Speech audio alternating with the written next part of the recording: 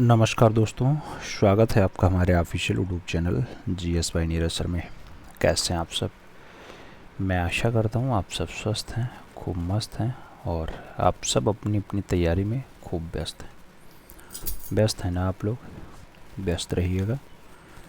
आप TGT art की तैयारी कर रहे हैं, आप TGT आर्ट करें, PGT आर्ट करें, LT ग्रेड, KBS, NBS या अन्य स्टेट शिक्षक भर्ती की तैयारी अगर कर रहे हैं कला विषय से, तो आपके लिए यह क्लास लाभकारी साबित होगी। आज की इस क्लास में हम पहाड़ी चित्रकला को समझने का प्रयास करेंगे। पहाड़ी चित्रकला से अक्सर क्वेश्चंस बनते हैं, तो पहाड़ी चित्रकला शैली समझना भी बहुत ज़रूरी हो जाता है। पहाड़ी चित्रकला को समझने के लिए बहुत सारे महानुभावों ने अपने अपने हिसाब से पुस्तकें लिखी, जैसे ओशी गांगुली की मास्टरपीस सजाब राजपूत पेंटिंग है, खांडला वाला की पहाड़ी मिनिएचर पेंटिंग है और WG आर्चर की Indian paintings in the Punjab hills है। तो इन सब पुस्तकों से भी पर्याप्त जानकारी मिलती है पहाड़ी चित्रकला शैली की। फिलहाल आज हम समझेंगे पहाड़ी चित्रकला। तो पहाड़ी चित्रकला से आशय उन चित्र शैलियों से है जो उत्तर पश्चिमी हिमालय की तराई में अवस्थित पहाड़ी राजवाड़ों के संरक्षण में पनपी और विकसित हुई हैं। कुछ विद्वानों ने पहाड़ी चित्रकला को हिमाचल चित्रकला की संज्ञा भी दी है। मुगल शैली की पृष्ठभूमि के अंतर्गत राजपूत शैली के विविध तत्वों और विधानों को ध्यान में रखते हुए पर्वतीय रियासतों में यह चित्र शैली विकसित हुई है। ऐसा भी माना जाता है कि पहाड़ी चित्रकला का उदय तब हुआ जब औरंगजेब ने कला की पूर्ण उपेक्षा की और कलाकारों से राजाश्रय छीन लिया। तो मुगल वंश का जो चित्रकला का विनाश होता है औरंगजेब के टाइम होता है। औरंगजेब आप भी जानते हैं चित्रकला का विनाशक होता है, या मुगलिया शैली का पतन किसके टाइम हुआ, तो वो औरंगजेब का ही नाम लगता है। तो जब उसके यहाँ से कलाकारों को भगाने की प्रथा स्टार्ट हुई तब जाके इस शैली का विकास हुआ, ऐसा लोग मानते हैं। बहुत सारे मुगल और राजस्थानी चित्रकारों ने या चित्रकला के कलाकारों को तब विभिन्न पर्वतीय क्षेत्रों में या स्थानीय रियासतों में जो है आश्रय मिल गया, यहाँ रहने का स्थान मिल गया। पहाड़ी क्षेत्रों की छोटी छोटी रियासतों में राज करने वाले राजपूत शासकों ने तब कलाकारों को संरक्षण दिया और इसी से 17वीं और 19वीं शताब्दी के दौरान पहाड़ी चित्रकला पनपी। शैलीगत आधार पर आनंद कुमार स्वामी ने पहाड़ी क्षेत्रों में प्रचलित चित्रकला को जम्मू और कांगड़ा नाम से दो समूह में बांट दिया है। शैलीगत आधार पर पहाड़ी कलम की विशेषताओं को देखते तो सहज यह कह सकते हैं कि मुख्यतः दो धाराओं में बटी हुई है। राबी के पूर्वी नाम वाली कांगड़ा कलम और पश्चिमी भाग वाली बशोहली कलम। कांगड़ा और बशोहली दो भागों में बंटता है। इन दो कलमों को पहाड़ी चित्रकला की गंगा और यमुना भी कहा गया है। इन्हीं के संगम से अन्य पहाड़ी कलमें भी बाद में निरंतर विकसित होती रही हैं, जिससे कांगड़ा और बशोहली से 17वीं शताब्दी के आरंभ से लेकर के 19वीं सदी के अंत तक पहाड़ी चित्रकला का आंदोलन समग्र उत्तर पश्चिमी क्षेत्र में रहा है। इस आंदोलन के दौरान अनेक पहाड़ी शैलियां उपशैलियां विकसित हो जाती हैं। प्रारंभिक पहाड़ी चित्रकला बशोहली शैली के नाम से फेमस होती है। इसका प्रभाव नूरपुर, चंबा, बशोहली, जम्मू क्षेत्र के कुछ राज्यों तक रहा है। 18वीं सदी के तीसरी दशक तक इस शैली का प्रचलन रहा है। इसी समय मुगल चित्रकला में निष्णांत कलाकारों ने गुलेर राज्य में एक नवीन शैली का कार्य करना स्टार्ट कर दिया। पंडित सेऊ द्वारा 18वीं सदी के आरंभ में गुलेर राज्य की स्थापना की गई और जब गुलेर राज्य स्थापित हो जाता है तो चित्रकला की प्रारंभिक प्रविधियों में उत्तर मुगलकालीन कला का स्पष्ट छाप देखने को मिलता है। परंतु 1760-70 तक कालावधि तक पहुंचते पहुंचते यह प्रभाव लुप्त होता प्रतीत होता है, यानी खत्म हो जाता है ऐसा प्रभाव। पंडित सेव के पुत्रों में माड़ुको और नैनसुख द्वारा पोषित इस चित्र शैली को गुलेर कलम के नाम से स्वीकारा जाता है। विक्टोरिया एंड अल्बर्ट संग्रहालय लंदन के क्यूरेटर डब्ल्यू.जी. आर्चर ने 1952 में अपनी 2 पुस्तकें Indian paintings in the Punjab hills और कांगड़ा पेंटिंग्स ये प्रकाशित करवाई। कब? 1952 में। इन्हीं से पहाड़ी कला के संबंध में स्वतंत्र एवं मौलिक चिंतन को आगे बल मिलता है। उन्होंने अपनी इस पुस्तकों में लिखा है, गुलेर राज्य में जिस चित्र शैली का प्रस्फुटन हुआ वही कालांतर में कांगड़ा कलम से जानी गई। पंजाब के मैदानी भागों के समीप होने के कारण गुलेर राज्य में मुगल कलाकारों ने चित्रकला के विकास में महती भूमिका निभाई। मुगल कला में प्रवीण कलाकारों ने 1740 ईस्वी में एक नवीन चित्रशैली को इजाद किया और 18वीं शताब्दी के अंत तक इन चित्रांकित शैली ने पूर्णतः अर्जित कर ली है। यही शैली आज की कांगड़ा कलम के नाम से जानी जाती है। Doctor MS. रंधावा ने 1954 में कांगड़ा वैली पेंटिंग्स और 1956 में कृष्णा लेजेंड इन पहाड़ी पेंटिंग्स और 1958 में बशोहली पेंटिंग्स आदि कई पुस्तकें लिखने का काम किया। इसमें उन्होंने पहाड़ी चित्रकला के वर्गीकरण के साथ साथ शैलीगत विशेषताओं पर महती रोशनी डालने का काम किया। पहाड़ी चित्रकला के विद्वान कार्ल खांडलावाला ने अपने बृहदाकार ग्रंथ पहाड़ी मिनिएचर पेंटिंग्स में भी राजा गोवर्धन चंद्र कालीन गुलेर शैली के अस्तित्व को भी स्वीकार करते हुए कहा है कि ऐसे चित्र जिसमें पहाड़ी चित्रकारों ने गोलाकार मुखाकृति उकेरी है और जिसमें मुगल रीति में बिंदु वर्तना यानी पहीन परदाज से साया लगाने का विधान मिलता है, वह प्रारंभिक कांगड़ा शैली बताई जाती है या वो प्रारंभिक कांगड़ा शैली है। परंतु कला इतिहासकार प्रोफेसर वी.एन. गोस्वामी ने पहाड़ी चित्र शैलियों को मुगल कालीन कलाकारों की कला का प्रतिफलन नहीं बताते हुए प्रतिपादित किया है कि पहाड़ों में बसे चित्रकारों की पहाड़ी चित्रकला मौलिक प्रयास रही है या मौलिक प्रयास था। कांगड़ा कलम के चित्रों में प्राकृतिक भूदृश्य का नैनाभिराम चित्रण हुआ है।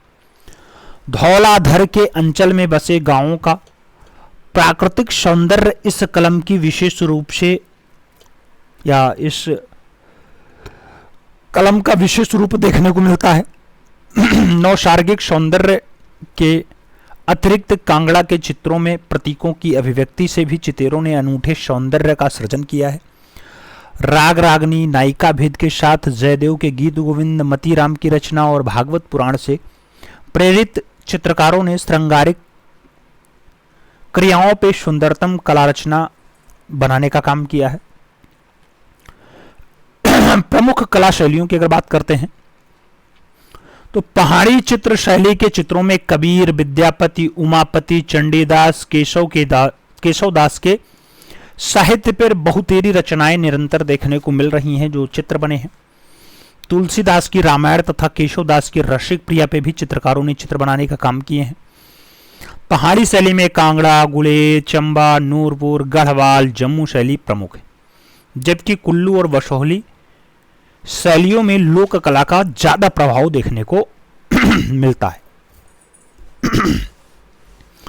प्रमुख पहाड़ी चित्र शैलियां और उनकी विशेषता देखा जाए तो कांगड़ा चित्र शैली जम्मू से टिहरी और पठानकोट से कुल्लू तक फैला हुआ लगभग 150 मील लंबा और 100 मील चौड़ा पहाड़ी प्रदेश कांगड़ा चित्र शैली का क्षेत्र होता है।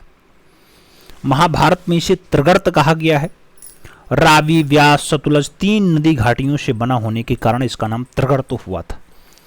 लघु चित्रों की परंपरा में यह मनमोहक चित्रशैली 18वीं शताब्दी के उत्तरार्ध में कांगड़ा घाटी में पनपी है। कटोच राजवंश के महाराजा संसार चंद्र के संरक्षण में यह शैली अत्यधिक विकसित हुई है। कांगड़ा चित्रशैली के प्रादुर्भाव की कहानी भी कम रोचक नहीं है। कहते हैं 1405 के आसपास कांगड़ा के राजा हरिश्चंद्र अपने साथियों के साथ शिकार की तलाश में घूम रहे थे। दुर्भाग्यवश वे अकेले पड़ गए और किसी कुएं में जा पड़े। बहुत प्रतीक्षा के बाद जब वह कांगड़ा नहीं लौटे तो उन्हें मरा जान करके रानियां सती हो गईं और गद्दी पर इनके छोटे भाई करमचंद बैठे। करीब 3 सप्ताह बाद किसी राहगीर ने उन्हें उस कुएं से बाहर निकाला। जब उन्हें इस दौरान घटित हुई बातों का ज्ञान हुआ तो उन्होंने गुलेर इलाके में हमीरपुर नगर में नवनिर्माण की नींव डाली। यहीं पर कांगड़ा चित्र शैली का बीजारोपण हो गया। बाद में यही कलम पहाड़ बादशाह कहे जाने वाले संसार चंद्र के काल में ज्यादा विकसित हुई, अत्यधिक विकसित हुई। कांगड़ा चित्रकारी के फलने फूलने का एक कारण वसोहरी चित्रकारी का 18वीं शताब्दी में फीका पड़ जाना भी माना जाता है। कांगड़ा चित्रों का मुख्य केंद्र हालांकि गुलेर, बसोहली, चम्मा, नूरपुर, बिलासपुर और कांगड़ा रहे हैं, परंतु बाद में यह शैली मंडी, सुकेत, कुल्लू, आरकी, नालागढ़ और टिहरी गढ़वाल में भी पहुंच गई। बाद में इसे सामूहिक रूप से पहाड़ी चित्रकला के रूप में पहचाना जाने लगा। कांगड़ा कलम को लघु चित्रों में सबसे उत्कृष्ट माना गया है। गुलेर के राजा दिलीप सिंह और गोवर्धन चंद्र और कांगड़ा के राजा संसार चंद्र ने अपने यहाँ चित्रकारों को समुचित प्रश्रय देने का काम किया और इस शैली को प्रोत्साहित भी किया है। महाराजा संसार चंद्र जो 1775 से 1823 का काल रहता है, कांगड़ा कलम का गोल्डन टाइम होता है, स्वर्ण काल कहा जाता है। उनके शासनकाल में कवि जयदेव की गीत गोविंद, बिहारी की सतसई, भागवत पुराण, नल दमयंती और केशव दास की रसिक प्रिया, कवि प्रिया को चित्रों में चित्रकारों ने खूब ज्यादा ढालने का काम किया है। कृष्ण के विभिन्न रूप राग रागनी, रामायण, महाभारत, भागवत, चंडी उपाख्यान जिसे दुर्गा पाठ कहा जाता है, देवी महात्मा और पौराणिक कथाओं पर भी इन चित्रकला में विशेष रूप से चित्र बने हैं। तत्कालीन शासकों के व्यक्तिगत चित्र, उन दिनचर्या, श्रृंगारिक लीलाओं पर आधारित लघु चित्र भी इस अवधि में बने हैं। कांगड़ा शैली के चित्र हस्त निर्मित सियालकोटी कागज पर खनिज और वानस्पतिक रंगों द्वारा बनाए जाते थे। तंगरम, हरिताल, दाना फरग, खड़िया और काजल की स्याही प्रमुख रंग के रूप में जाने जाते हैं। बाल से भी बारीक लयात्मक रेखांकन के लिए गिलहरी की पूंछ के बाल भी तुलिका का उपयोग किए जाते रहे हैं। कांगड़ा चित्र शैली की विशेषता, कांगड़ा शैली के चित्रों में नायिका भेद, पौराणिक आख्यान चित्रों में समानुपातिक देह याष्टि वाली नारी आकृति का चारु आलेखन किया गया है। प्रेमातुर नायिकाओं के स्मित गौरवर्णीय मुख पर लहराती लटें, धनुषाकार भौहें, गुलाबी रंगत लिए अधर, मीन सदृश नयन, उच्छत वक्षों पर झूलती मणित मुक्ताहार नितंबों तक लहराती घनी केस राशि, कदली वृक्ष समान स्त्रीगंध जंघाएं, हाथों में रचाई सुरुचिपूर्ण मेहंदी का अंकन किया गया है। इस चित्र शैली में बड़े पैमाने पर सभी चित्रण हुआ है। कांगड़ा राजघराने के सदस्यों के सभी ही इसमें तैयार नहीं हुए, बल्कि आस पड़ोस के पड़ोसी राज्यों के शासकों के व्यक्ति चित्र भी यहां पे प्रचुर मात्रा में बनाए गए। चंडी नामक गांव के फैजू नामक प्रतिभाशाली चित्रकार के बनाए हुए बहुत से व्यक्ति चित्र आज भी कांगड़ा शैली की धरोहर हैं। फैजू द्वारा हस्ताक्षरित कुछ चित्र आज भी राजकीय संग्रहालय चंडीगढ़ के संग्रह में है। कांगड़ी चित्रों में पहाड़ी पर बसे छोटे छोटे गांव का अंकन दर्शनीय है। श्वेत संगमरमरी वस्तु का अंकन चित्रों में विशेष रूप से हुआ है। कांगड़ा चित्रों में रंगों की दीप्ति और रमणीयता अद्वितीय रूप से प्रकट हुई है। मानवाकृति को छोड़ अन्य सभी आकृतियों में प्रायः सफेद, हरा और नीला रंग भरा गया है। मानवाकृति प्रायः गर्म और प्रखर रंगों में बनी हुई है। चित्रों के हाशियों में छींटादार सज्जा भी पाई गई है, प्रायः बनाई गई है। डॉक्टर आनंद गणेश कुमार स्वामी के अकॉर्डिंग कांगड़ा शैली के चित्रों में आकृतियां ज्यादा सजीव हैं, अधिक सजीव हैं। रेखाओं में ओज और प्रवाह है। स्त्री आकृतियों का शारीरिक सौंदर्य कोमल और छरहरे बदन का है।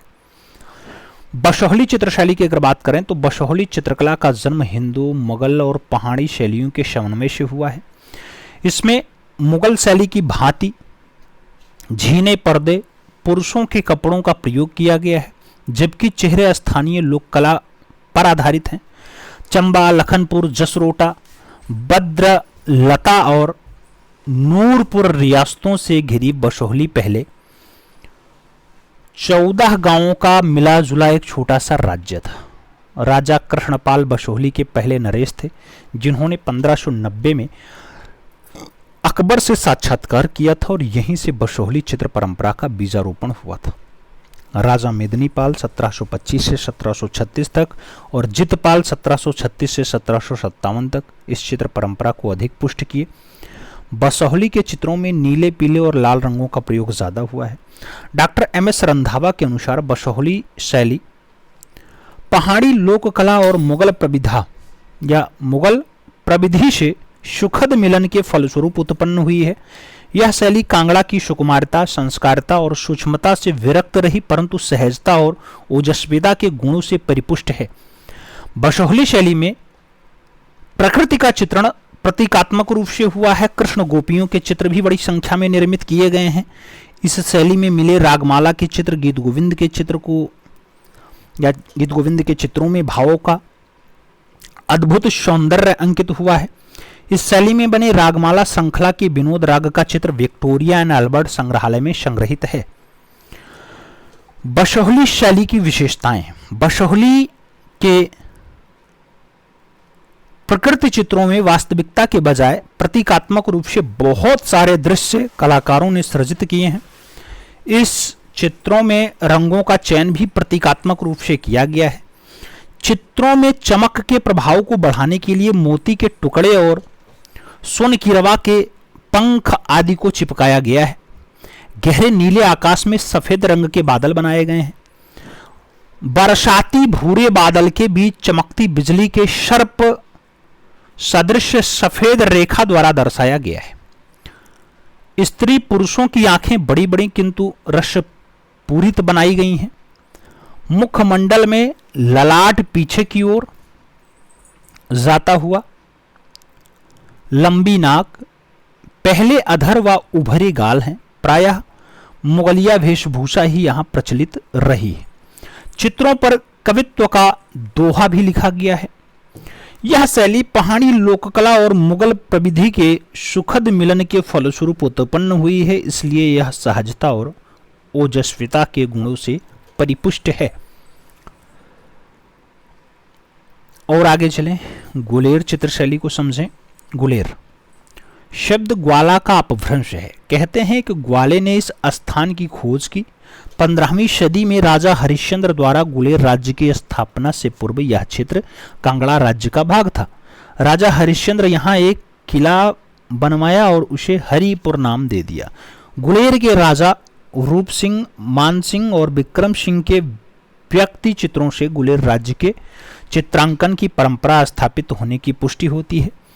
इस काल में प्रचलित शैली को प्रारंभिक पहाड़ी शैली के चित्रों को कहा जा सकता है।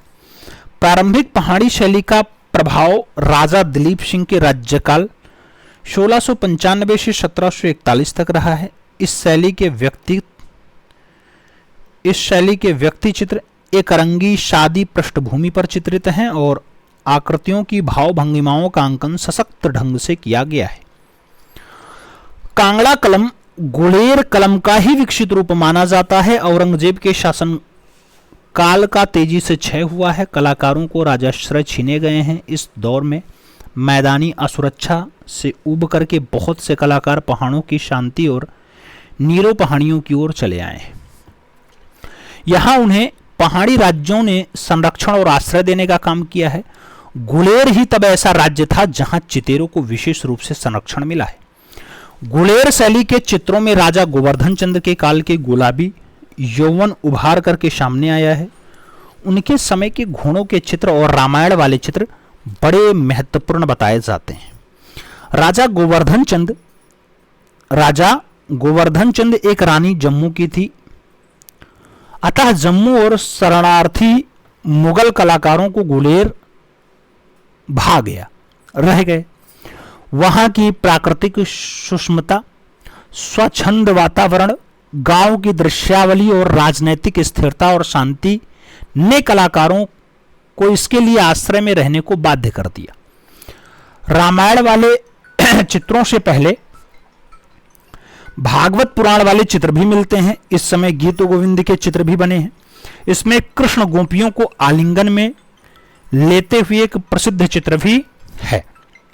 गुलेर शैली के चित्रों की विशेषताएं अगर समझें तो गुलेर शैली के चित्रों में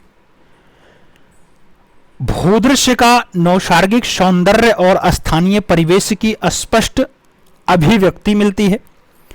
चित्रों में पूर्व प्रचलित प्रवृत्तियों से भिन्न रीति से मानवाकृति का अंकन हुआ है। मानवाकृतियों में गोलाईदार चेहरे पर मुगल शैली के समान पर्दाज से साया लगाने की परंपरा रही है।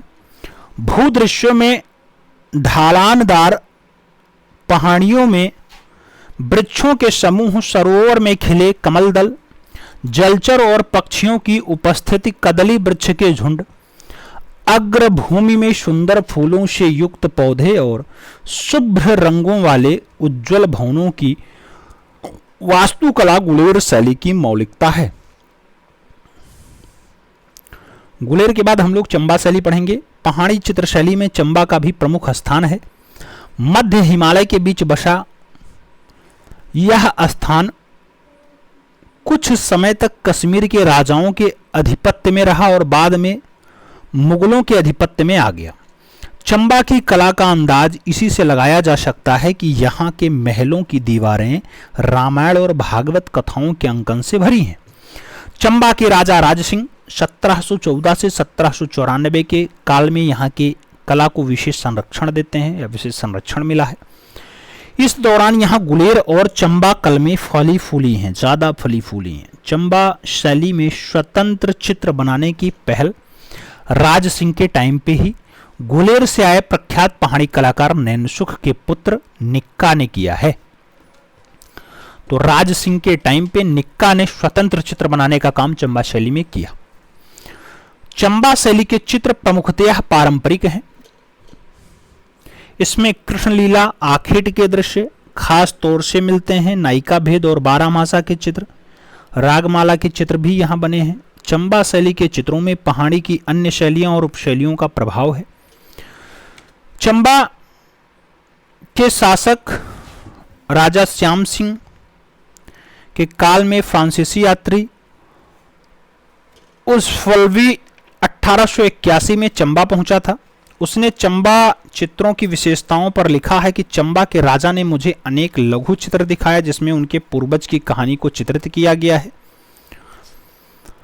और जो रंगों की लुनाई व ताजगी के या ताजगी में अनुभूत है, इन चित्रों की कोमलता भी अतुलनीय बताई जाती है। चंबा शैली के चित्रों पर कला इतिहासकार प्रायः मौन ही रहे हैं, परंतु जेसी फ्रेंच ने अपनी पुस्तक हिमालयन आर्ट में चंबा चित्रों के बारे में विवरण दिया है। डॉक्टर एम एस रंधावा ने चंबा चित्र शैली पर पूरी एक पुस्तक शोध कर लिखी है। तो कलाकार एवं कला इतिहासकार विजय शर्मा ने भी कांगड़ा पेंटिंग पुस्तक में चंबा की कला के बारे में विशेष जानकारी दी है। चंबा के राजा भूरी सिंह ने चंबा कला से संबंधित सारी सामग्री संग्रहालय को समर्पित करा दी। उनके नाम से बने भूरी सिंह संग्रहालय में चंबा चित्र शैली के महती चित्र देखने को मिल जाते हैं। चंबा शैली के चित्रों की जो विशेषता है, चंबा में प्रमुखतः